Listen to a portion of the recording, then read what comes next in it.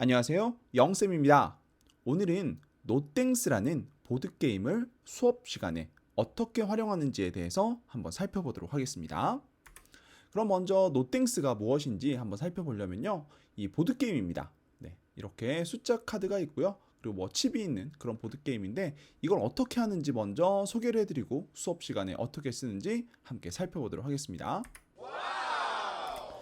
네, 원래 이 노땡스라는 거, 땡스가 고맙다는 건데 노가 붙었죠. 네, 점수를 적게 얻어야 이기는 것이 규칙입니다. 네, 더 지니어스라는 프로그램에서 마이너스 경매로 각색이 되었고요. 다른 사람의 미천을 두고, 즉 다른 사람이 가지고 있는 칩의 개수를 두고 심리전이라고 보면 되겠습니다. 네, 아주 간단한 규칙이고요. 그리고 그 순간마다 내가 점수를 획득하게 될지 획득하지 않게 될지 상황 판단이 필요한 그런 보드게임이라고 보면 되겠습니다. 예를 들어서 이렇게 되어 있는데요.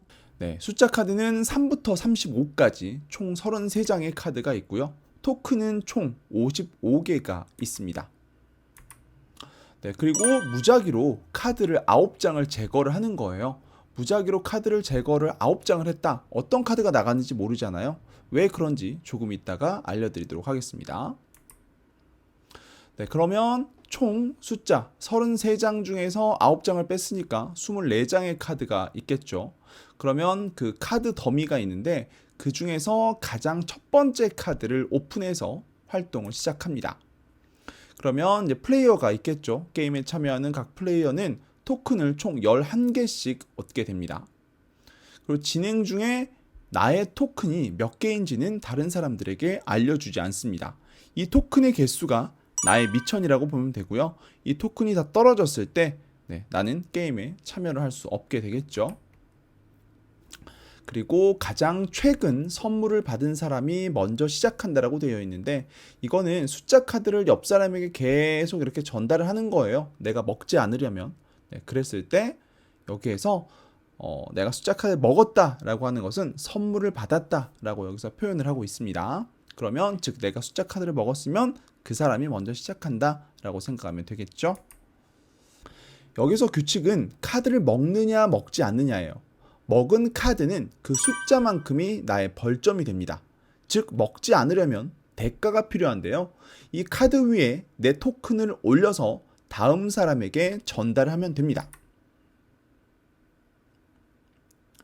다시 정리해보자면 여기서 규칙은 내가 카드를 획득, 먹거나 또는 내가 토큰을 올려서 다음 사람에게 카드를 넘기면 된다라고 정리할 수 있겠네요. 그래서 다시 살펴보죠. 내가 먹은 숫자 카드는 나의 벌점이 됩니다. 그리고 내가 가진 토큰 한 개당 그 벌점을 1점씩 줄여줍니다. 즉 내가 먹은 숫자 카드가 15고 내가 가진 토큰이 14개다 라고 한다면 15에서 14를 빼는 거죠. 그러면 벌점은 1점만 된다 라고 생각하시면 되겠습니다. 그런데 여기에서 또 규칙이 있습니다. 연속된 숫자 카드는 가장 작은 수만 내 벌점이 됩니다. 예를 들어서 이렇게 7, 8, 9 이 숫자들을 내가 다 먹었다고 해볼게요. 그랬는데 이 숫자는 연속되어 있기 때문에 나의 벌점은 7점만 기록이 됩니다. 즉 플레이어들은 연속된 숫자를 먹기 위해서 노력을 하겠죠. 그런데 여기에서 또 함정이 있습니다. 처음에 33장의 카드 중에서 9장을 무작위로 제거를 합니다. 즉 내가 7과 9를 먹었는데 8이라는 숫자를 기다려서 먹으면 좋겠지만 8이라는 숫자가 애시당초 처음 시작할 때 빠져 있을 수도 있다라는 거죠.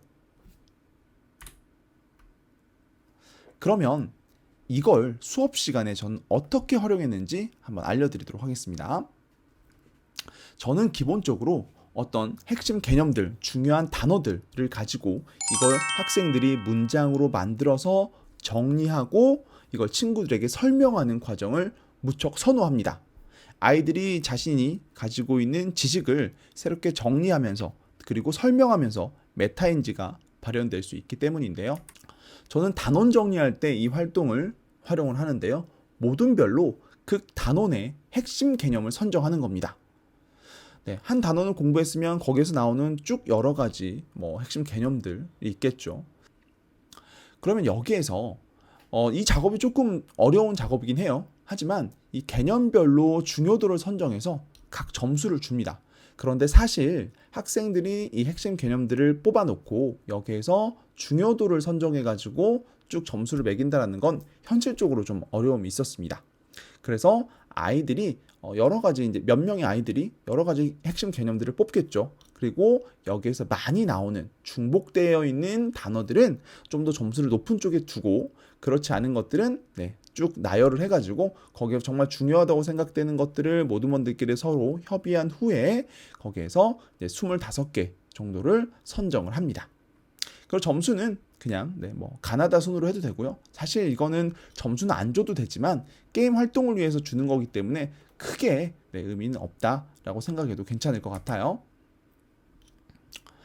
그래서 저 같은 경우에는 점수를 총 3점에서 27점까지 한 25개 정도를 했습니다.